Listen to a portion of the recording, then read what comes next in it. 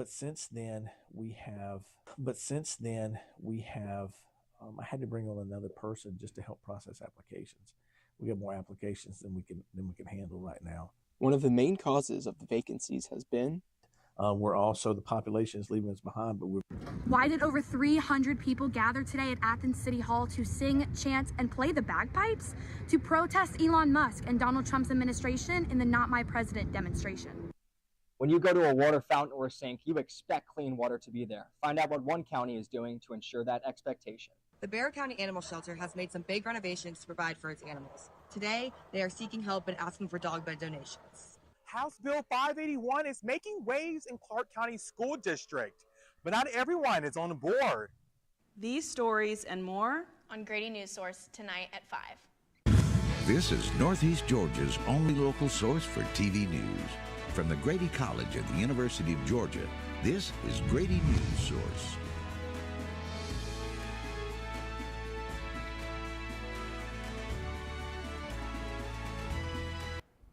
Good afternoon. My name is Alana Jacob.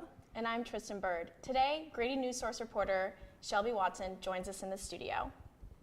Athens Clark County residents joined national Not My President's Day protests like many other major U.S. cities. Newsource reporter Shelby Watson joins us live in the studio to show us more. Shelby, this was a national protest. What did the people of Athens have to say? Well, Tristan, they just kind of wanted to make some noise. They wanted to show that the lights were on and that there was somebody home. I have more on the story here. What do car horns, chanting, and bagpipes have in common? They were all sounds you could hear in front of the Athens City Hall today. You can see hundreds of protesters here. So for the entire time, it seemed like there were about 300 people who were here. With these signs, Trump and Musk, not our president, dump chump, our lives depend on it, and I love my country, I'm ashamed of my government. It's a scene that was planned for President's Day by the group 50-51, meaning 50 protests, 50 states, 1 protest. Athens, Georgia was just one location.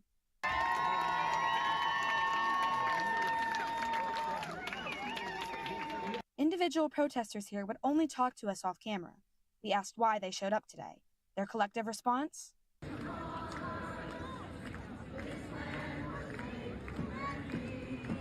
Athens Mayor Kelly Gertz did attend and did speak out. I think everybody is confused and scared.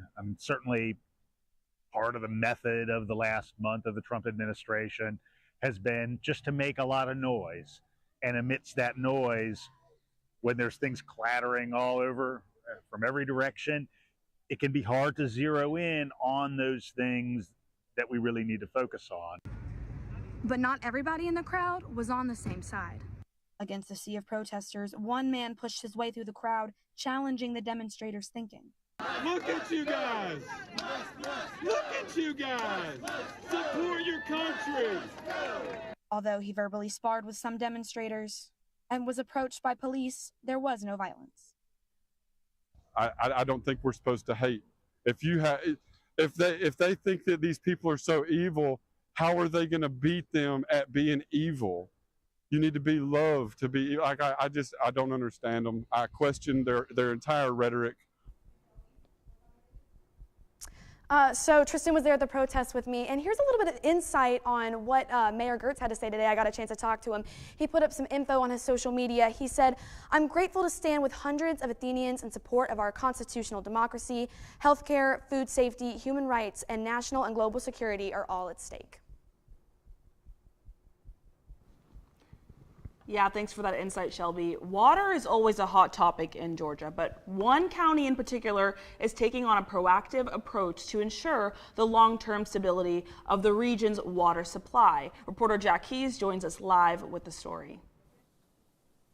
That's right, Alana. We want to make sure that these things are working right here. And although Northeast Georgia, generally speaking, has pretty safe drinking water, it's the abundancy that was the concern today when I spoke with County Commissioner Todd Higdon in Madison County. So what he's proposing is a regional water authority to ensure the protection of the supply of water in Northeast Georgia, not just next year, not just the year after that, but 15, 20, 50 years down the line. He said that population increases throughout Northeast Georgia have created some concerns with the supply of water. So Madison County, Hart County, all these counties along the Broad River Basin, that's what he was really aiming for with this recent proposition, to coalesce these counties to create some type of an alliance so that water is more sustainable, so that water is more accessible to the thousands of people that live in this area. He said, quote, "It's getting harder to meet the demands of water throughout Madison County." He also stated that he'd rather have a local authority rather than a statewide institution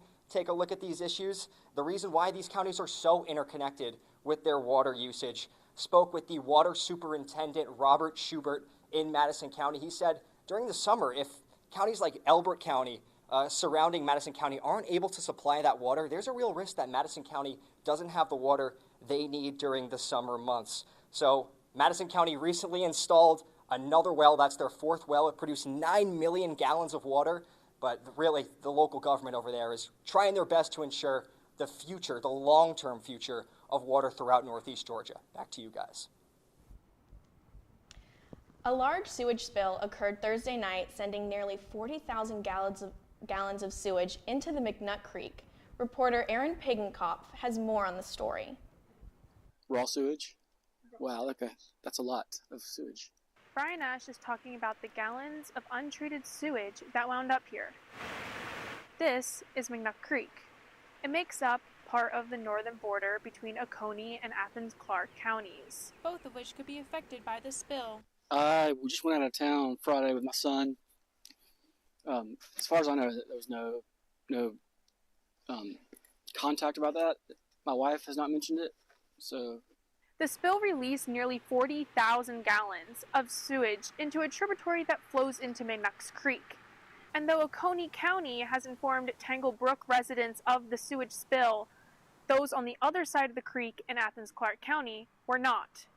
I don't watch any news or read any news or do anything anyway, so that might be why. Heard of those in the past, but I wasn't aware, like I said, of anything like that. Oconee County is still investigating what caused the sewage spill, leaving those in the area unaware of the severity. Oconee County Water Resources and the Georgia Environmental Protection Division are completing water quality tests, and those in the area await the results. Aaron Pagenkopf, Grady Newsource. To opt in or to opt out. It's a decision a lot of communities are having to make. Whether to lower some property taxes is a decision that the Athens-Clarke County wrestled with. DeAndre Harris has more on the story. Variables.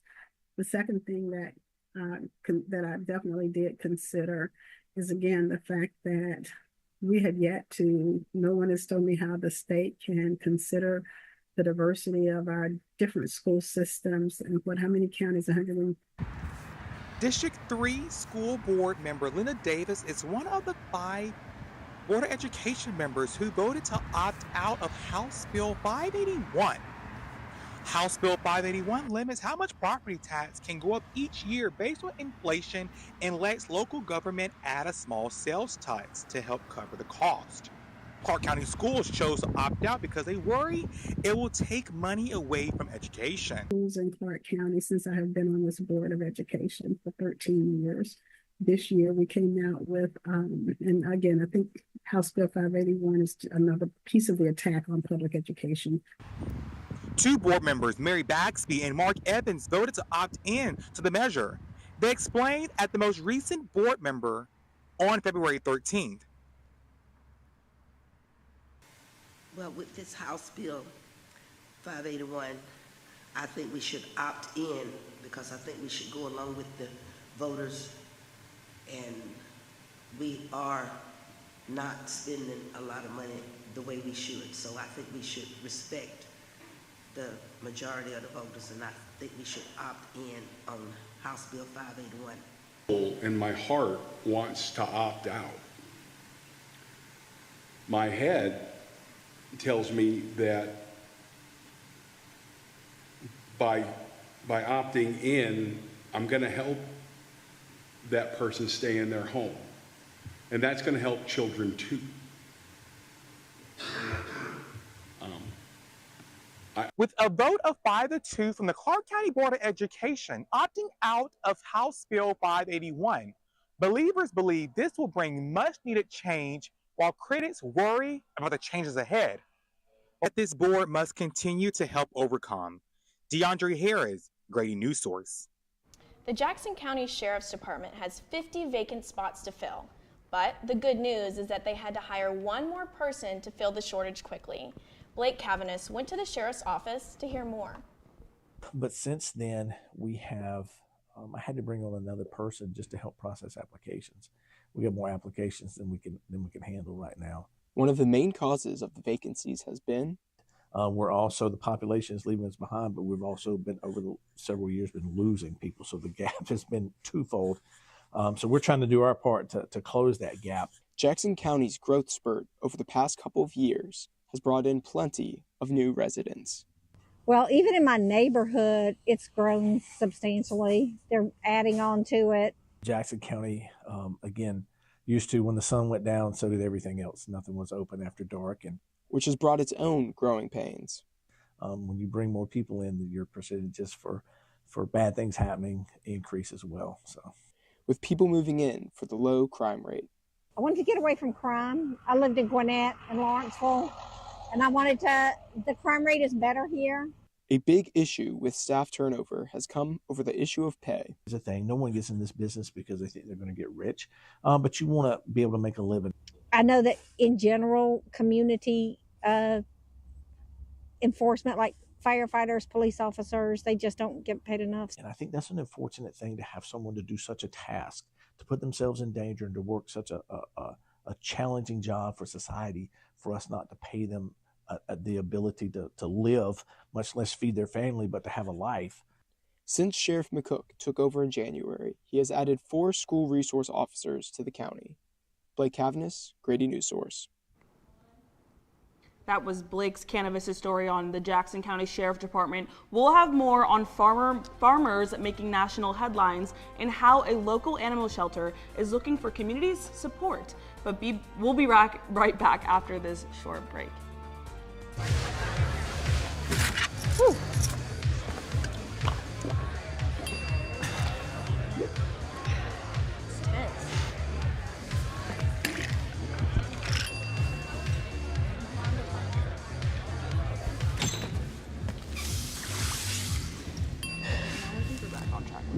Yeah. If you need to do something to feel okay to drive, you're not okay to drive. Don't drive buzzed. You're home before sunrise, on top of the house, the kids, and our future. Oh my God. The smell of your cooking is our alarm clock. My Shiro's day is never done. So let's start saving a little more now, so we can feel prepared for retirement. A free 3-minute online chat can give us the personalized tips we need so we can live our lives to the fullest.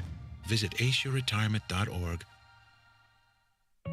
Julie was always a voracious reader. She'd carry 2 novels on an airplane because she'd read one on a 3-4 hour ride. And at some point, I began to notice that she would read a page and couldn't remember what she had just read, and she'd have to go back and read it again. I don't remember much these days after I read, but less does for me, and I love it.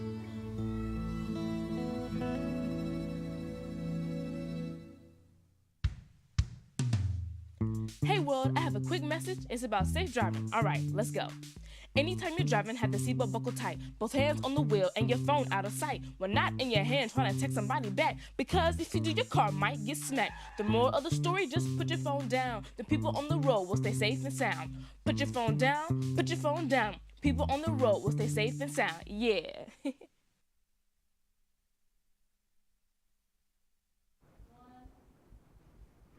Concerns are rising for Jackson County farmers about the future of county agriculture. But one local farmer's runner-up finish and a national farming discussion meet put those concerns in front of a much larger audience. Reporter Gunter Schroeder has more on the story. Not even close to freezing temperatures can slow down construction in Jackson County.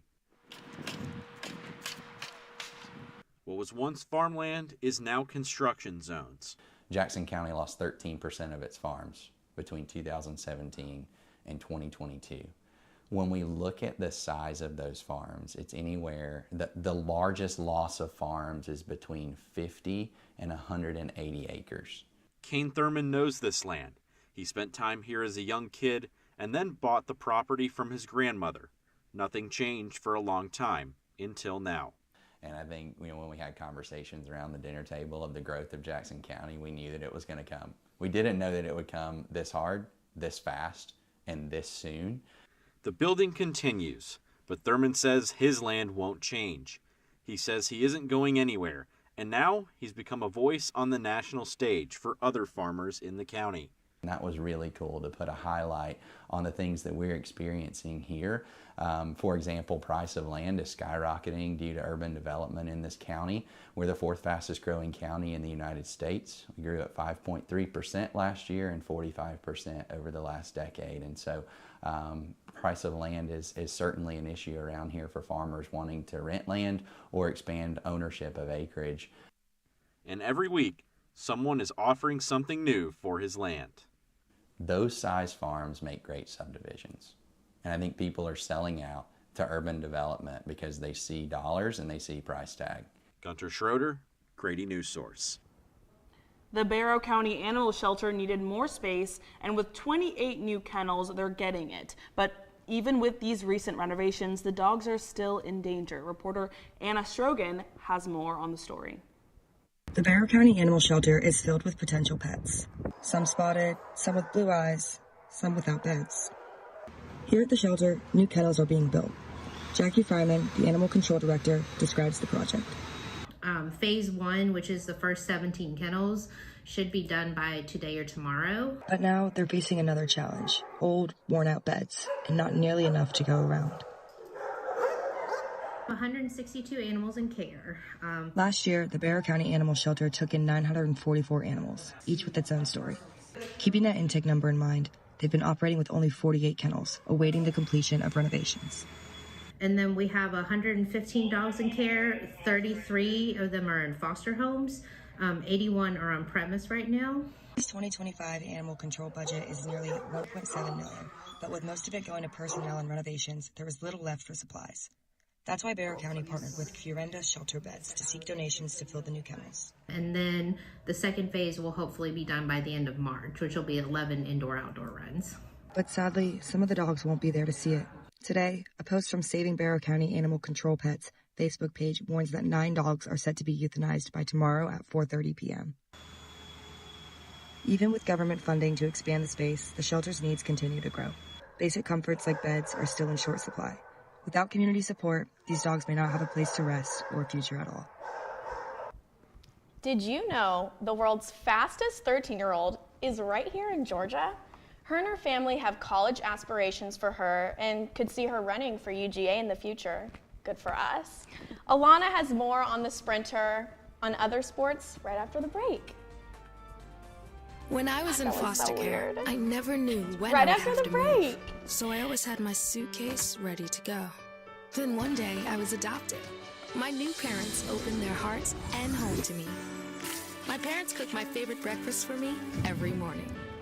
My parents take me on trips I never thought I would go on. They gave me a home and an even better reason to use that suitcase. My parents aren't perfect, but they're perfect for me. I think I finally found. Hey, how you doing? Hey, Mason. Hey, Mason. Got a new house. It's looking pretty cool so far. A place that I call home. I'm teaching Louise how to cook some lasagna. It only takes a spark to make a fire start. The Dutch.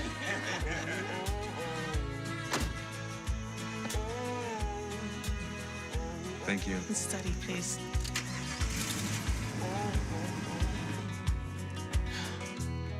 I think I finally found a place to make my own. A place that I call home. This place that I call home. your home before sunrise. On top of the house, the kids, and our future. The smell of your cooking is our alarm clock. My Shiro's day is never done. So let's start saving a little more now so we can feel prepared for retirement. A free 3-minute online chat can give us the personalized tips we need so we can live our lives to the fullest. Visit aceyourretirement.org. Welcome back from the break. Monday night, so let's recap what happened in the world of sports last week and preview what we have to look forward to this week. The world's fastest 13-year-old broke her own world record last week in the 60-meter sprint with a 7:17. So to put this into perspective, UGA junior Kayla Jackson, one of the fastest NCAA sprinters, set the 60-meter record with a time of 7.07 seconds last year. Melanie Doggett, age 13, is just 0.1 seconds away from a collegiate record. I mean, ridiculous. I first met with Melanie last year when she broke the 100-meter record at 12 years old. I produced a story and I have more on it right here. Days at the Doggett family household are nothing short of busy. Brandon and Melissa Doggett are parents to 3 youth athletes, Morgan, Bryson, and Melanie.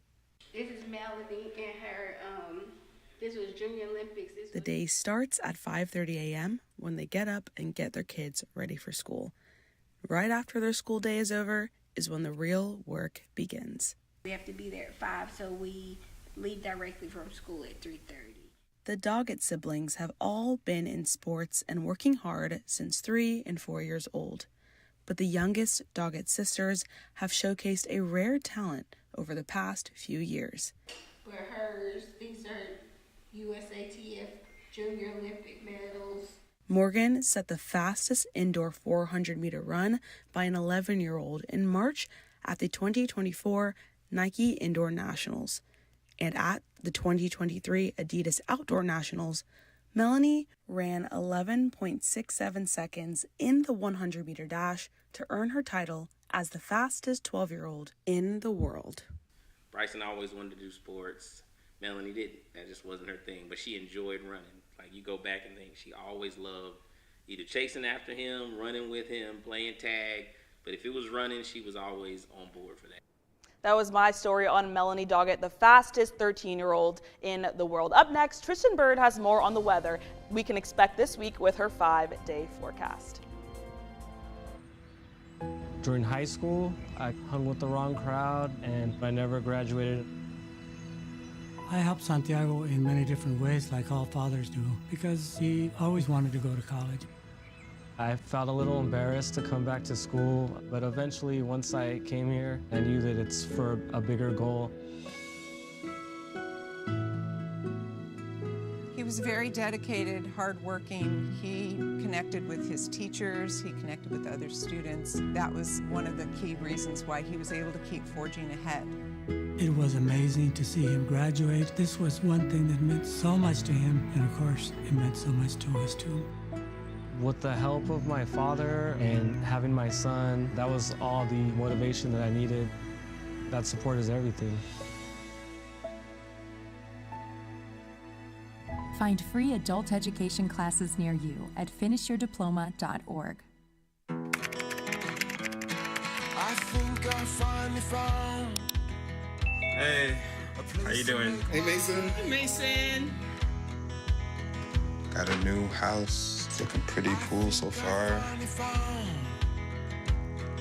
A place that I call home. I'm teaching Louise how to cook some lasagna. It only takes a spark to make a fire start.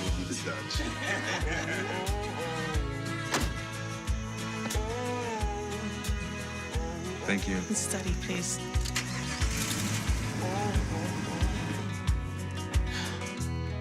I think I finally found a place to make my own. A place that I call home. This place that I call home. Welcome back. I've got the weather for you, the next 5 days forecast. I fear that Punxsutawney Phil was right when he predicted 6 more weeks of winter 2 weeks ago. This sunny yet chilly day has been a disappointment of those who are big fans of warm weather. We had a high of 53 and a low of 30s, and the next few days are going to stay chilly, starting with tomorrow's cloudy skies with a high of 53 and a low of 30. But grab that raincoat you put away this weekend for Wednesday. Look forward to light showers with a high of 43 and a low of 36. After that, the sun will make a reappearance Thursday and Friday with a high of 39 and a low of 24 on Thursday. And Friday, I know it's a little exciting, we're gonna get a high of 47, but with a low of 21. After the break, we'll find out what's next.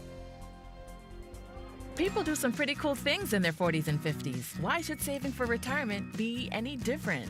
I mean, they go back to college, learn new instruments, start skateboarding. Okay, maybe that one's not for everybody, but saving for retirement is. With aceyourretirement.org, you can get on track with your retirement savings no matter your age. Just have a 3-minute chat with Avo, the friendly digital retirement coach from AARP. You'll get personalized recommendations based on your input that are easy to understand and work with your lifestyle. It's quick, easy, and free. Plus, it's sponsored by AARP, so you know they got your back. Gnarly move, Dad. Thanks, sweetie. So wherever you are in your retirement savings journey, head to aceyourretirement.org and start chatting with Avo today. That's aceyourretirement.org.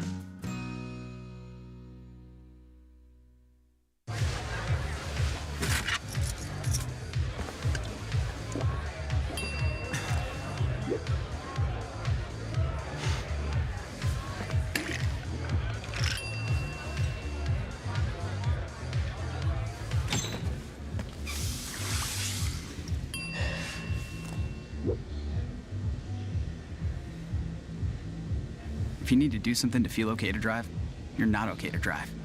Don't drive buzzed.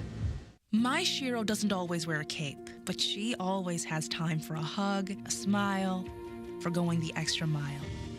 My Shiro stretches every dollar, puts in long hours, puts others first. But now it's your time, Mom.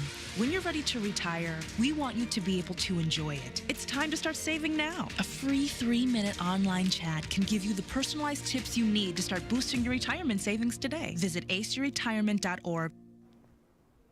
Well, that's all we have today. We won't be here Wednesday. But make sure to tune in next Monday. This has been Grady Newsource. I'm Alana Jacob. And I'm Tristan Bird.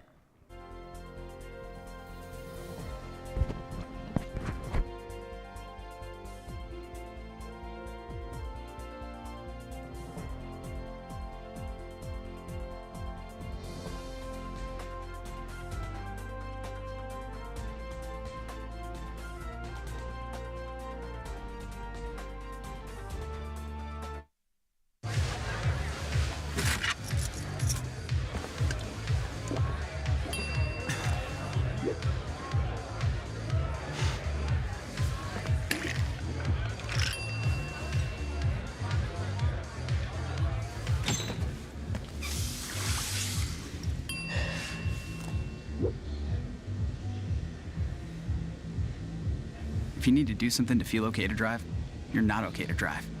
Don't drive buzzed. You're home before sunrise, on top of the house, the kids, and our future. The smell of your cooking is our alarm clock. My Shiro's day is never done. So let's start saving a little more now so we can feel prepared for retirement. A free 3-minute online chat can give us the personalized tips we need so we can live our lives to the fullest. Visit aceyourretirement.org. Julie was always a voracious reader. She'd carry 2 novels on an airplane because she'd read one on a 3-4 hour ride. And at some point, I began to notice that she would read a page and couldn't remember what she had just read, and she'd have to go back and read it again. I don't remember much these days after I read, but less does for me, and I love it.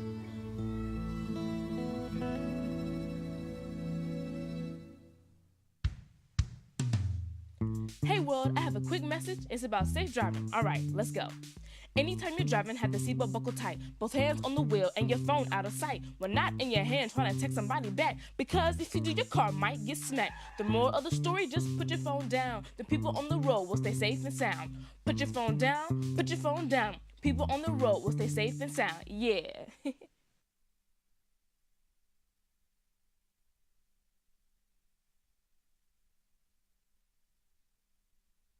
Oh, I'm live. Great. Okay. There. Oh, great. Put your phone down and I'm live. Okay, fantastic. All right, everybody. That was an interesting show. There were some high points and there were some medium points. And, well, I will let your producer, Olivia Bontempo, share. Well, let's get you one. Here. I'm going to give you this. Oh, wait, I think. See, well, you get the party started here. We're going to. I do want to say, I was really. Oh, here we go. Thank you. She'll be needing this a minute. I was really excited in the pitch meeting this morning. I think we had a lot of really awesome ideas. I just do really wish that all of our packages could have gotten in sooner. I feel like this is the first time we didn't have a single package in before 4:30, and I have faith that you guys will get it in, because we haven't failed to deliver a full show yet this semester. But I do think with our tech team, it makes it a little hard on them. And Jennifer was kind of thrown into the role today because Timmy was out sick, so I wanted to make sure it was as low stress for her as possible. So I think moving forward, we just really, really need to be efficient. Like, it gets to a point where at 4:30, we can't be nitpicky about our packages, and we really just need to get things in. Because I was really excited about a little segment today with Aaron and Jack and the anchors, and I just didn't have enough time to focus on it because it just got down to a point where the packages were more important getting in than, like, adding some zhuzh to the show. But I think overall the ideas were awesome. I know today was hard because it was President's Day, and everyone and their mom seemed to not be at work, and so we had to kind of go chasing down interviews. So I think you guys did a really good really good job of going out and getting those interviews. Blake, the woman in the Kroger parking lot, sometimes you just have to go out there and get interviews like that. But yeah, I think that's all I have right now.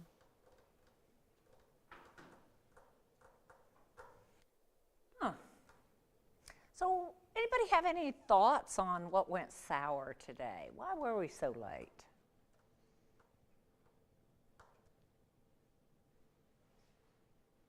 Aaron.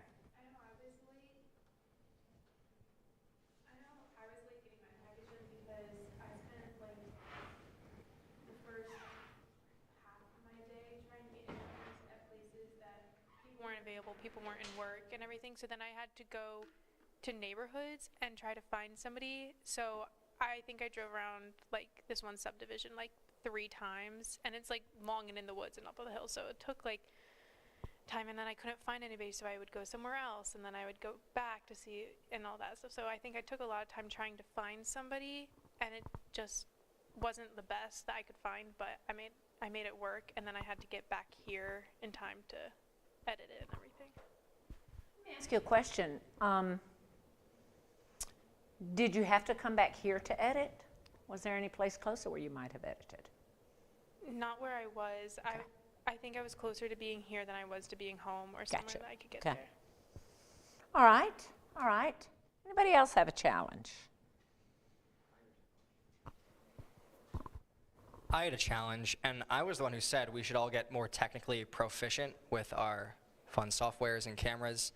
Today was, or the last hour of my time in here before the show was really hectic because Mickey, myself, pretty much everyone I talked to in here really couldn't hurdle this one audio challenge I had in Premiere Pro. And that really ultimately costed us in the end. So just, I guess going forward, just having a better handle on what you're dealing with, honestly, because in the conversations I had afterward, it was a lot of like, it's okay, like we've had problems with Premiere Pro before, but like, you know, the package didn't make it, and you can blame it on technical stuff. But had we had 15 more minutes, I guess, to sort it out prior, we would probably gotten there. Yeah, just I think it's just a growing pain for trying to learn these professional softwares and trying to like produce the best product possible, like Olivia said, really trying to get nitpicky.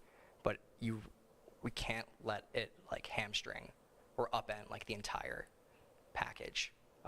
And like we made up for it today with May, but yeah, just I once again, like just technically with Premiere Pro, with the editing software, it's just really getting to that next level. Yeah.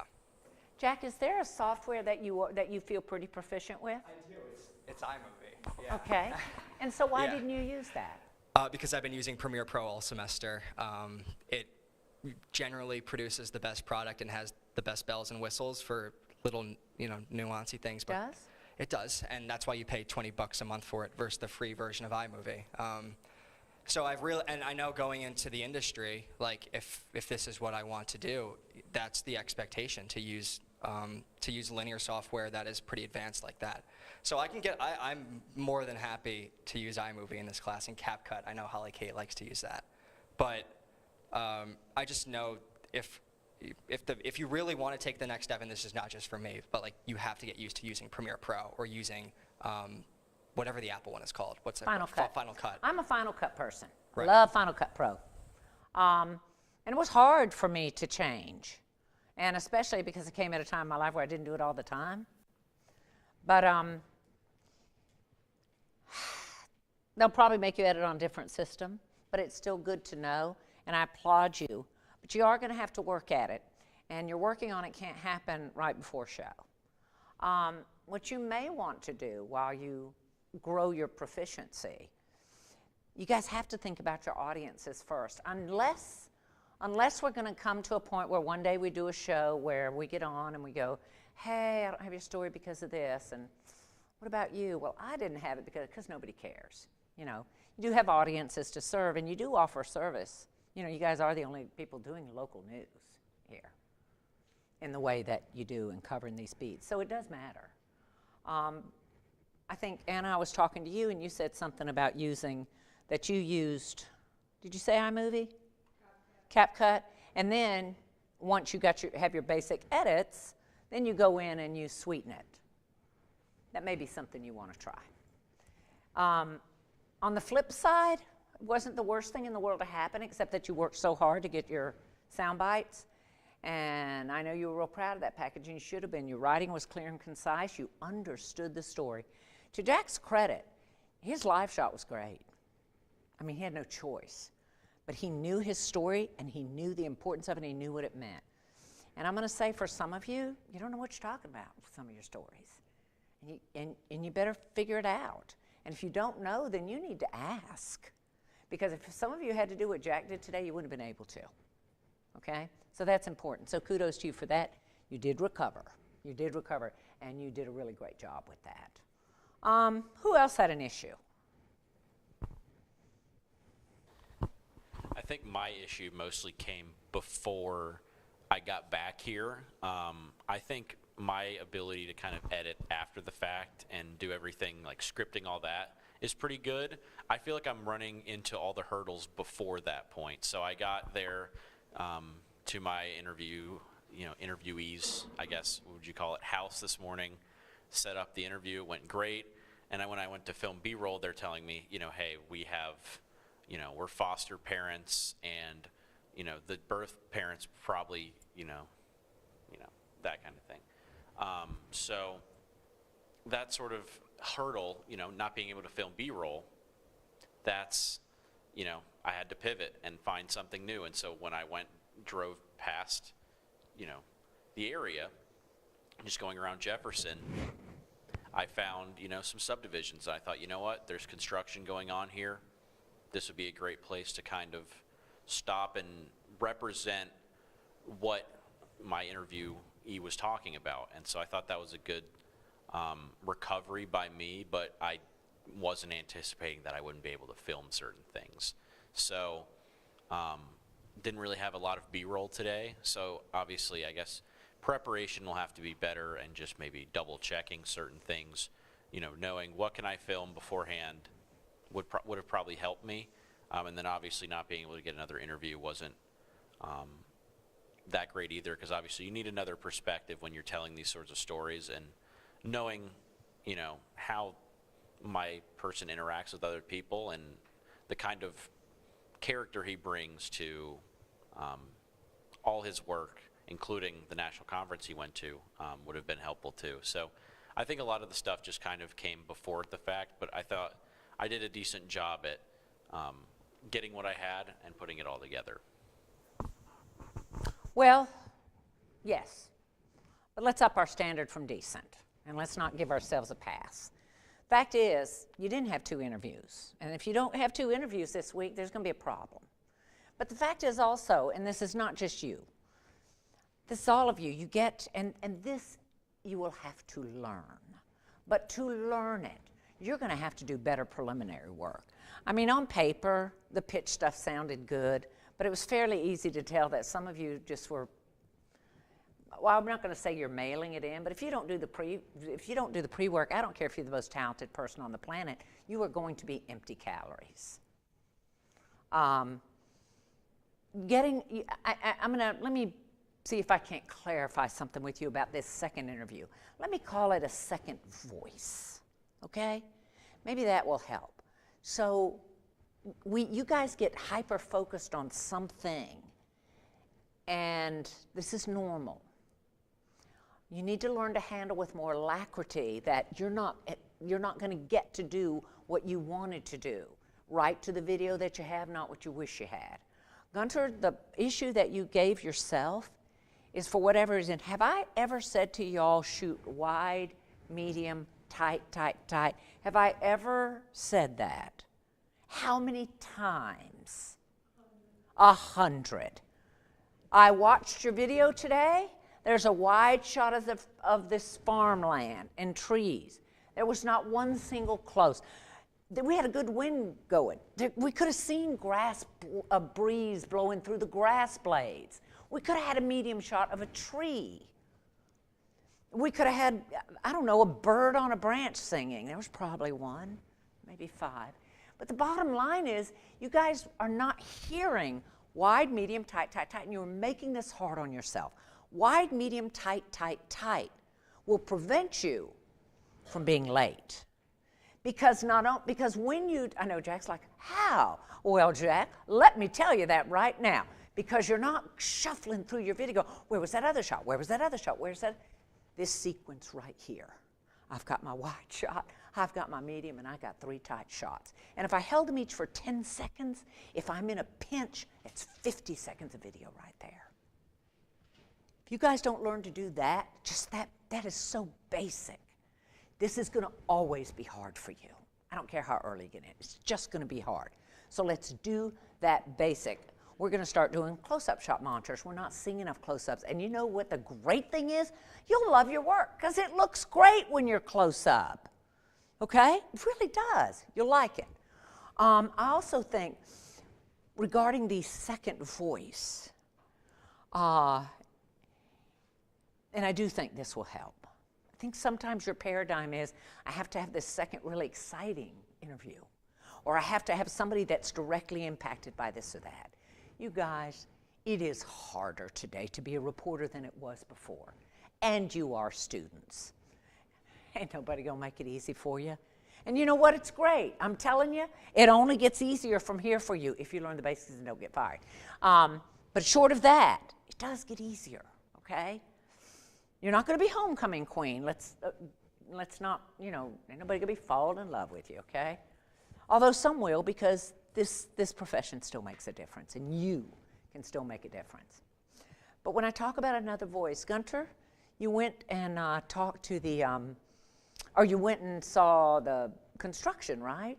Said you had a person with a nail gun.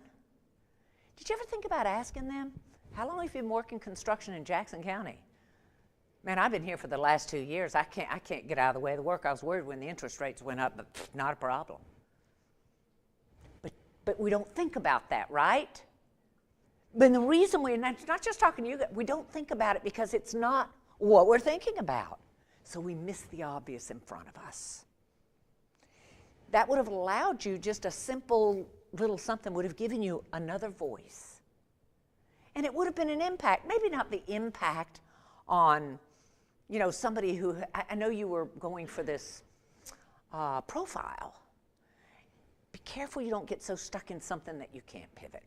When the profile, you know, and granted, they threw some stuff at you, but here's the bottom line.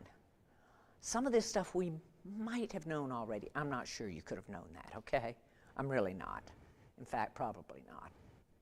But, you know, just be ready to pivot and recognize we just want another voice.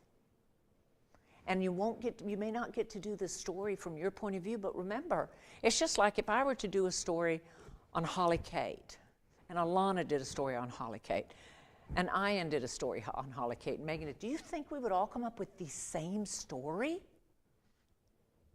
No way.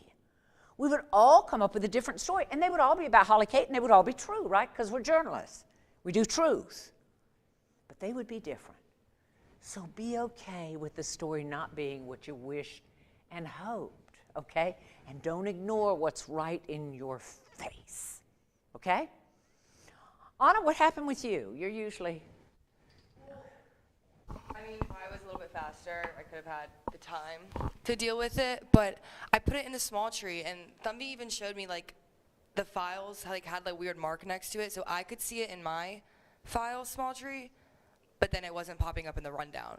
So then I had to go through a third party, I had to airdrop it to Megan, and then she was able to successfully put it in the rundown. But I don't know if my computer was just, it kept saying it was out of storage and stuff, but I literally saw it inside of like the file of the small tree. So I don't know why it wasn't popping up. I don't know either. I'll ask Andrew about that. He told me, yeah, and he told me, same thing with DeAndre, and he had to files. Okay.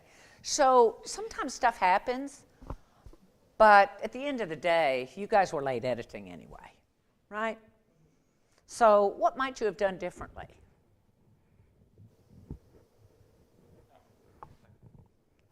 I guess for me, I think I got complacent in the gaslighting of my interviewer. That's what happened. I guess I can say lack of communication on my end. They kept saying that they didn't know they wanted to be in person. Then I would have to bring it on Zoom, so I had to re-pivot my whole story. Why did you dump that story? I was scared to find a new story. Okay. So, thank you for being honest about that.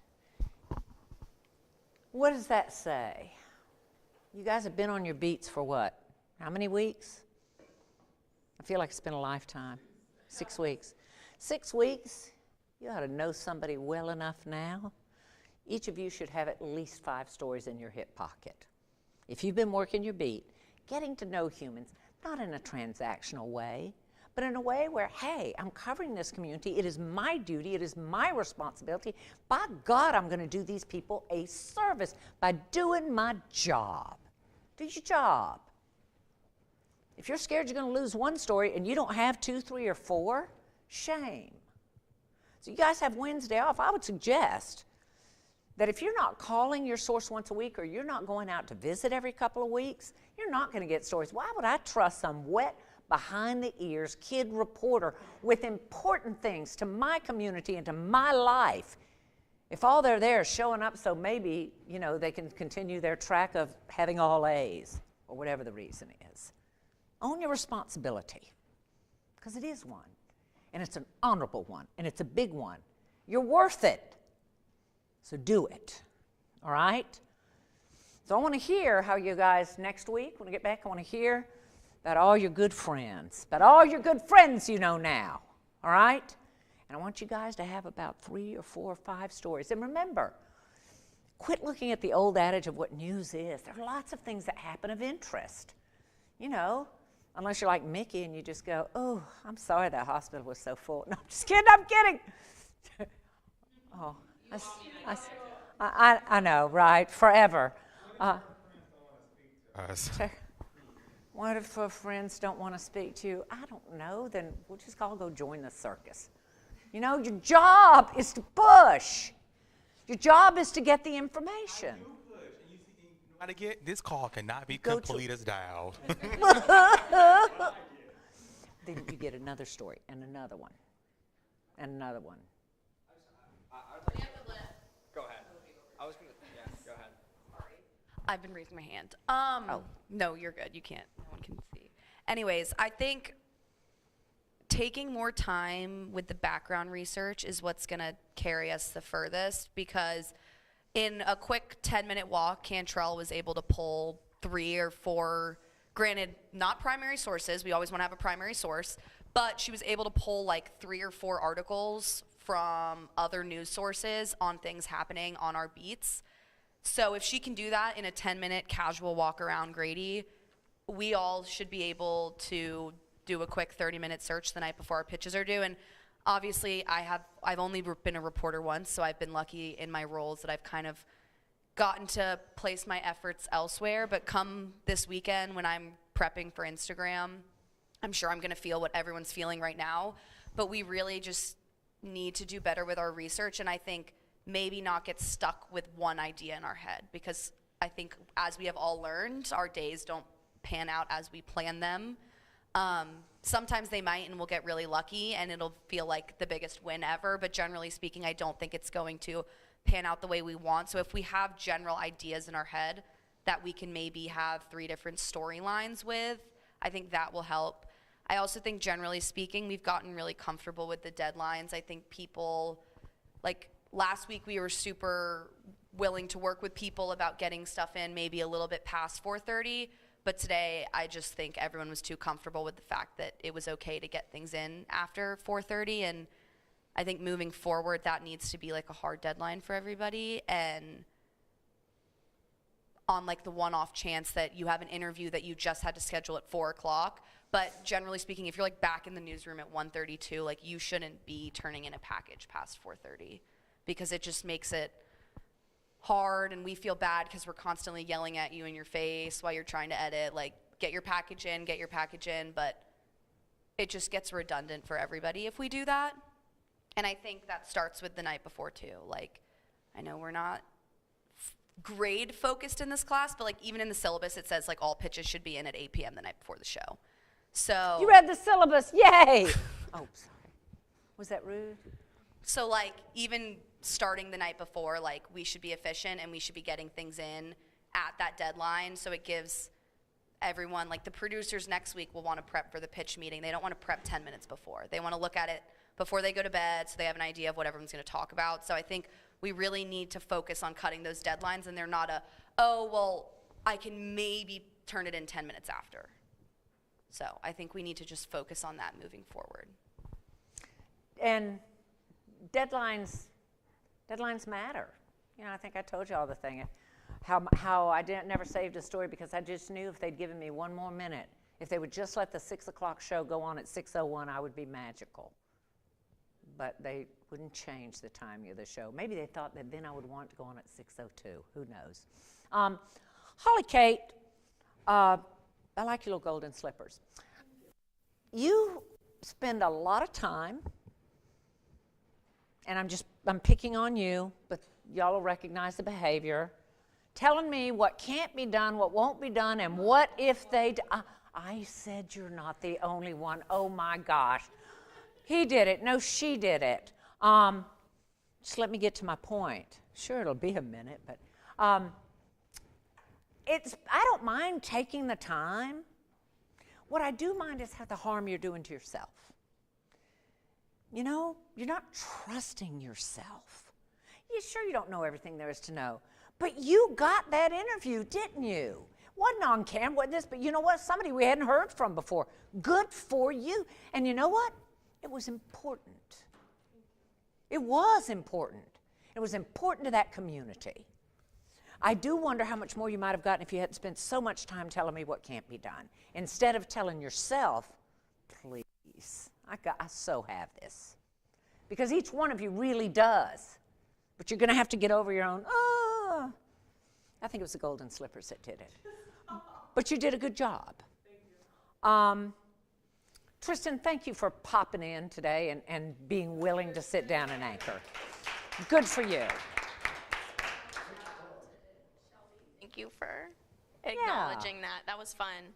It's my one time, and I enjoyed it. And I think you did a nice job. Alana, I tell you, you sports people. It's like this friend of mine, I told you, when 9/11 happened, and he called me up and he said, I'm the only one here, and they want me to anchor. I said, it's play-by-play. You know, guys are, you know, you showed that today.